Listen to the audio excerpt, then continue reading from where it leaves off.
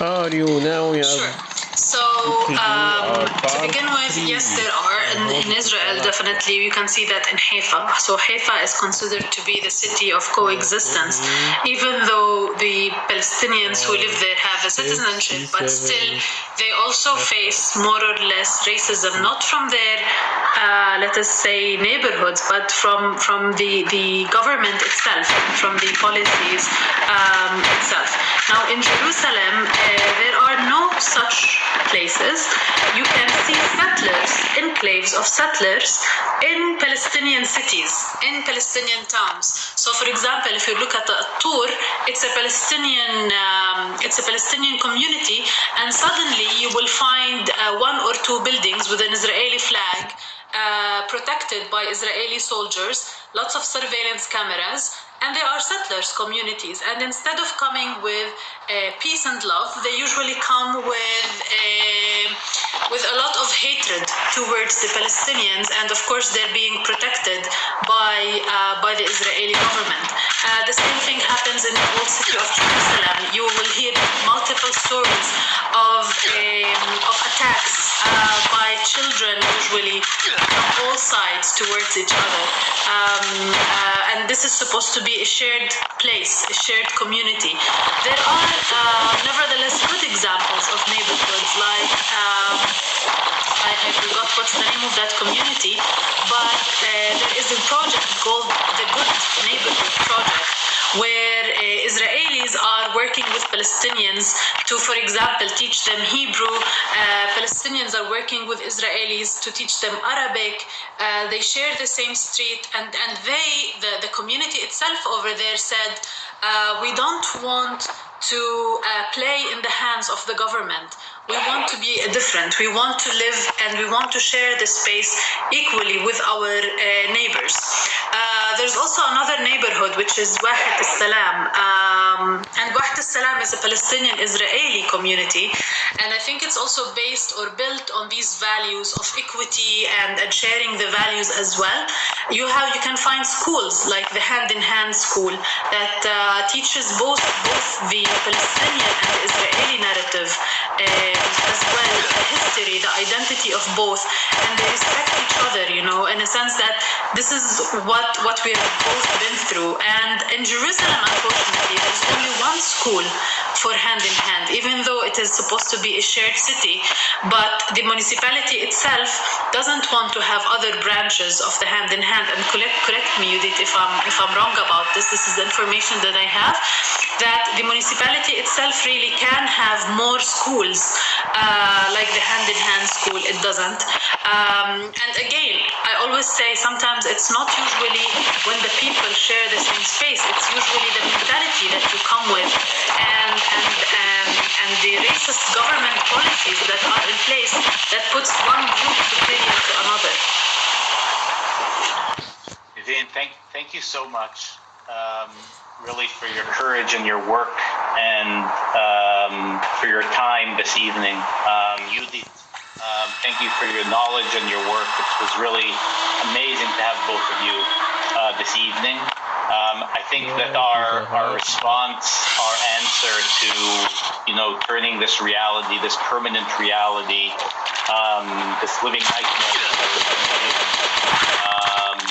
I think has to be like this, calling for equality against apartheid, against this inequality.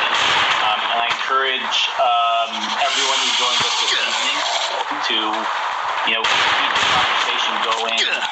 There's some excellent information on the website, and please feel free to go onto our website, and you can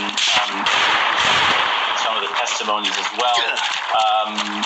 And then, Naveen, if there's a link to... No, not yet. We're not yet. Anything you'd like to share, you can share in the chat here, and we can share it with everyone who joined us this evening. And we hope that really from this conversation, we can energize ourselves and continue the fight.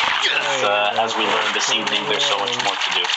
So thank you, everyone, and have a great evening and afternoon, and please join us next time. And we hope that we'll have this conversation up online in the upcoming weeks. You can share it widely with your friends and family. And that's it from...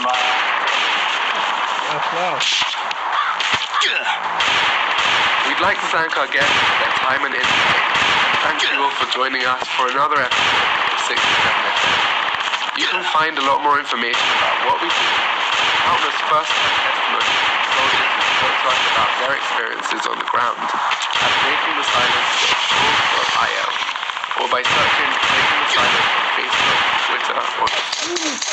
Thanks for listening, and tune in again for our next episode here on 67 FM.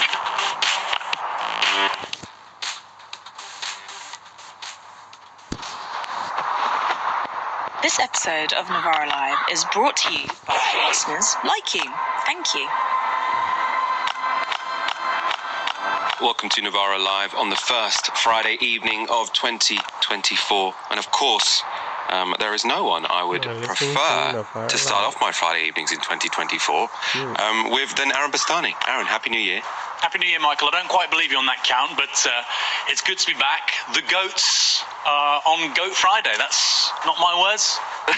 That's the description that somebody called it to me. And also shout out to Juan, Michael. Just picking up a description here in Portsmouth. He said, I love your shows. I love Novara Media. So you, Fox, and all the rest of the team on video and elsewhere in Novara are doing a great job. We are reaching far and wide. Long may it continue in 2024, Michael. The new, I was going to tell you before we went live, actually, the new deputy manager at Pure Gym, Bermondsey, is also a big Novara Media fan. So we are spreading far and wide. It's good to see. Of course, we could always spread further. So do please share this show. Tell your friends about Novara Media. We always want more people tuning in. And we have a big show tonight coming up later, how the establishment are in denial about the dire state of the UK housing market. A really unbelievable clip from the BBC this morning. Julia Hartley-Brewer, talking of unbelievable clips, loses it mid-interview with a Palestinian MP, and we'll be discussing the Epstein documents that dropped this week. But now, though, story one. In their war on Gaza, Israel has proved very capable of killing Palestinians, the majority of them civilians. On the other hand, they've proved ineffective at outlining what they actually planned for Gaza after they've bombed it to smithereens. Under US pressure, Israel's Defense Minister Yoav Gallant is trying to change that. He set out a 4-point plan for the Strip in a press briefing last night. The Times of Israel reports the plan as this. First, Israel will coordinate and plan an oversight role in civil governance and be responsible for inspecting incoming goods. Second, a multinational task force led by the US in partnership with European and moderate Arab nations will take responsibility for running civil affairs and the economic rehabilitation of the Strip. Third, Egypt, which is noted as a major actor in the plan, will take responsibility for the main civilian border crossing into the Gaza Strip in coordination with Israel. Fourth, existing Palestinian administrative mechanisms will be maintained, provided that the relevant officials are not affiliated with Hamas. Local authorities that currently deal with sewage, electricity, water, and humanitarian aid distribution will continue to operate in collaboration with the multinational task force. Now, the role assigned to international actors in this plan is not one that any of them have asked for. We can bomb the Strip, you can rebuild it. That's what the Israelis are saying, and it's not a very attractive proposition. But in a rebuff to some of the most far-right members of Israel's cabinet, I'd say they're all pretty far-right, but the most extreme far-right members, Gallant said there will not be an Israeli civilian presence in Gaza. In other words, they have no plans to resettle the Strip. Less promising for Israel's international allies, they have said it would block, or Israel has said it would block any role for the Palestinian Authority in Gaza. That's what the US has sort of publicly saying they want. Instead, the Times of Israel reports this. Top security officials told the Times of Israel that the transition of responsibilities to the hands of a local administration under the plan would need to be carried out gradually and not all at once, given the existing infrastructure. The officials also said that clans, local bureaucrats, government officials, and even academics living in Gaza's cities and refugee camps would have civil governance roles in designated areas of the Strip. So, in summary, the plan seems to be this. Israel will maintain security control over the Gaza Strip, including deciding what goes in and out of the Strip, as they have done for the past over a decade. The international community, for its part, will be charged with rebuilding Gaza, and a bunch of compliant Palestinians will be handpicked to do the unglamorous task of basic administration in sub-regions of the territories. The territory will be divided up, and Israel will decide on which clans it's going to give control of that region to distribute humanitarian aid. Of course, distributing humanitarian aid, that to me does not sound like a plan for the long-term survival of a territory. There is nothing in this plan which suggests there is going to be a successful economy for the people of Gaza. This seems more like managing a refugee camp. Aaron, what do you make of this? I mean, I suppose Yoav Golan is trying to reassure some of his Western allies that they're not actually trying to empty